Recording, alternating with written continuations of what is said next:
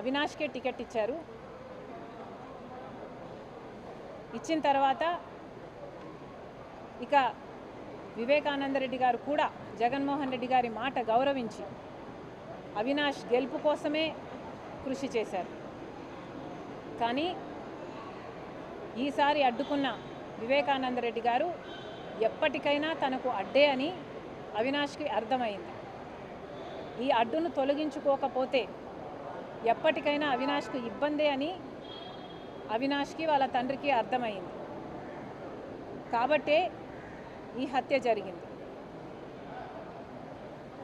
ఇవేవీ తెలియనట్టుగా, ఇదేది నిజము కానట్టుగా ఇప్పుడు సునీత భర్తే హత్య చేయించాడు, సునీతే వాళ్ళ నాన్న గుండెపోటుతో చనిపోయాడు అన్న వార్తను సృష్టించింది ఆర్ పుట్టించింది.